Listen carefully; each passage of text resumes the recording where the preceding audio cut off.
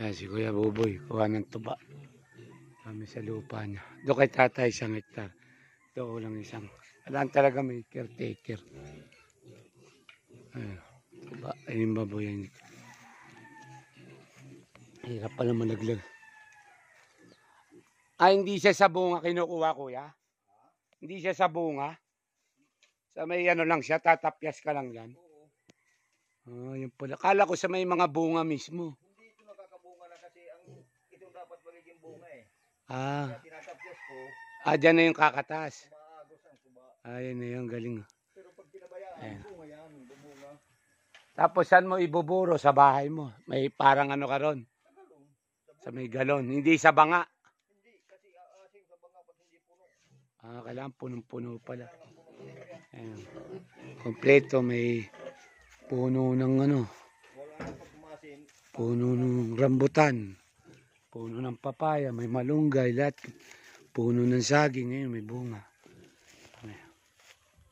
Dito, ganito pala yung bahay ni Kuya Buboy. Sarap dito. Sarap dito sa daming bunga. Hindi ka na magugutom. Rambutan, lansones, may kalamansi. Asan yung puno ng ng lansones, banda? Doon? Doon banda. May lansones, yung nyug. Doon kay tatay, 1 hektarya pa. Dapat binakuran din pala kay tatay pag naayos, no? Wala, mabakuran. Para walang magbabakod na iba, mamaya bakuran. Pag naayos, bakod na. Oo. Maganda nga dyan, balak nga gawin resort yan ng tatay mo eh. Oo. Kaso kailangan may walang mangangkin ba? Yun. Pero ang pinakadaan niya, may kalsada rin doon. Doon magiging daan kay tata. Yung dito, yung inahabol lang, yung sayo at saka kay kuya, parang gate. Maayos lang. May daan talaga doon. Yun pala, may daan pala. Para makita natin sa susunod yung daan. Hindi pala yung daan mismo kay tatay, no? Hindi lahat dito dadaan. Oo. Hindi lahat dyan. Doon. May daan. Kala ko doon kay yung binakuran niya lahat. Pala.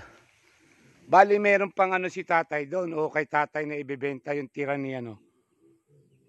Kuya, ni Kuya Jose.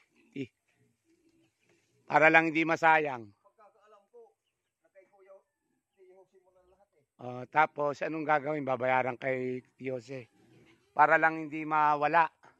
Kasi, dito sa Maluwag, na lote, mayroon pa si Sir Jose dyan. Tapos, ngayon, ibinigay niya sa tatay mo at yung dito natitira, dito sa tinirahan ko, binigay naman ni tatay mo sa kay Kuya Jose.